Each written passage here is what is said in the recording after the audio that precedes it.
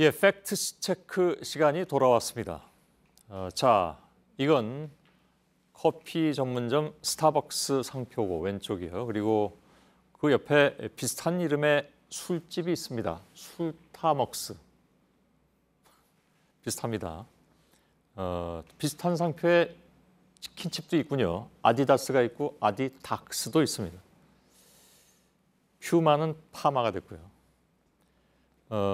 아무튼 그 밖에도 이 기존 유명 브랜드를 따라가기에 이름을 지은 곳들이 굉장히 많습니다. 최근에 이런 식으로 상호를 지었던 치킨집 중에 하나가 프랑스 패션 업체 루이비통에게 1,450만 원을 지급하라. 이 뭐 영세업체로서는 이게 큰 돈이죠.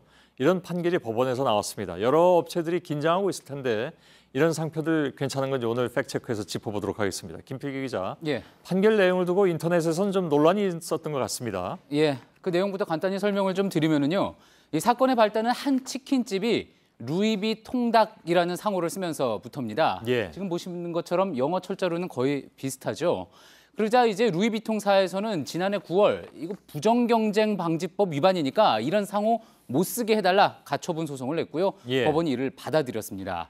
그런데 이 치킨집 주인이 차 루이비 통닭이라고 이렇게 살짝 바꿔서요. 계속 장사를 하자 또 문제가 제기가 됐고 예. 결국 법원이 1,450만 원을 루이비통 측에 지급하라 이렇게 이번에 결정을 내린 겁니다. 이분도 좀 끈질긴 데가 있으신 분이네요. 예. 예, 아무튼. 그랬는데 이제 뭐 인터넷상에서는 뭐 당연한 판결 아니냐라는 반응도 있었지만 이 업종이 서로 완전히 다른데 웬 부정 경쟁이냐. 그동안 뭐 루이비통이 닭에다가 상표 붙여서 팔아왔냐. 뭐 이런 반론도 있었습니다. 예. 그러니까 부정경쟁방지법이라고 하니까 이제 시민들이 생각하기에는 이거 뭐 업종도 다르고, 예.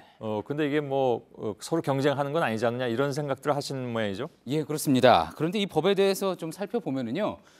기존에 널리 인식된 상표와 비슷한 상표를 붙여서 팔거나 또 비슷한 간판을 달아서 소비자를 헷갈리게 하는 거를 부정경쟁이라고 정의를 했는데요. 그러면서 또 이렇게 해서 한 상표의 어떤 식별력이나 명성을 손상시키는 것 역시 안 된다고 규정을 하고 있습니다. 그러니까 이번에 법원에서는 이 치킨집이 루이비통 브랜드의 어떤 식별력이나 명성을 손상시켰다라고 판단을 했던 거죠. 예. 너무 싸게 팔았나요? 그건 잘 모르겠습니다. 농담이었습니다. 예. 근데 그 손상시켰는지 아닌지에 대한 그러니까 그 식별 그러니까 그 판단을 어떻게 하느냐 하는 문제잖아요, 그죠? 예. 예. 그건 좀 주관적일 수도 있고. 그렇습니다. 그에 대해서 그래서 사실 좀 논란의 여지가 있는데요. 2009년에 영국 패션 업체인 버버리가요. 한국에 지금 보시는 것처럼 버버리 노래방 버버리 노래방을 상대로 같은 이유로 2천만 원 손해배상 소송을 낸 적이 있습니다. 예. 1심에서는요. 식별력이나 어떤 명성이 손상됐다는 객관적인 수치, 결과가 없으니까 배상할 필요가 없다라고 해서 버버리 노래방 측에 손을 들어줬는데요. 예. 2심에서는 결과가 뒤집혔습니다.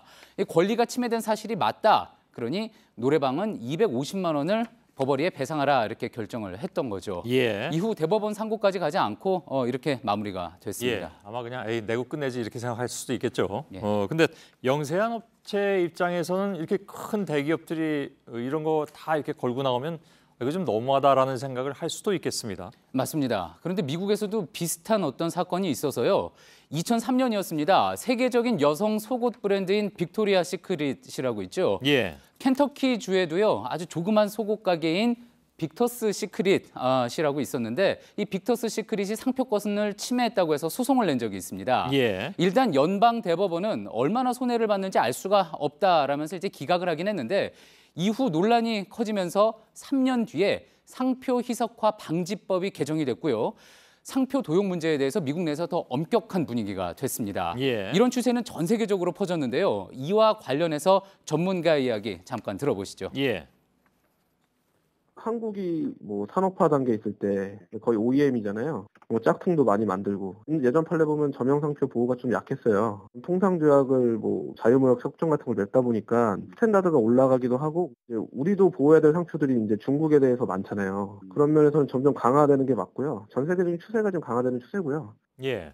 전 세계적으로 상표권이 강화된다. 법원에서도 그런 걸 아마 반영하는 모양이군요. 예, 그렇습니다. 그런데요, 앞으로 잠깐 다시 돌아가서 이야기를 해보면은 지금 이제 보시는 이 상점의 모습이 앞서 문제가 됐던 루이비통 닭집입니다. 예. 루이비통에 어떤 고유 문양 비슷한 것도 넣었고 또 그리고 이 집 배달 포장 모습 봐도 상당히 브랜드를 가져다 쓴 모습이 있습니다. 예. 자, 그런데요, 또 지금 보실 이거는 안동 버버리 찰떡이라는 제품인데요. 여기서 버버리는 언어 장애인을 뜻하는 지역 방언이고요. 예. 한 입 먹으면 말을 잊을 정도라 해서 붙은 이름입니다. 예. 실제 그런데 영국 버버리가 이 제품에까지 상표권 문제를 제기해서 논란이 되기도 했는데요. 상표에 대한 어떤 인식 개선도 물론 중요하고 또 필요하겠지만 글로벌 기업들의 반응 역시 너무 민감한 부분은 없는지 함께 생각해 볼 부분입니다. 그 루이비통 닭은 이게 뭐 화면에서는 없어졌지만 그분 굉장히 여러 가지로 생각한 분인 것 같아요. 그 닭도 뭐 다른 또 업체가 생각이 나는데, 예. 예, 그죠? 생각이 안 나시는 모양이군요. 알겠습니다. 김필규 기자였습니다. 수고했습니다.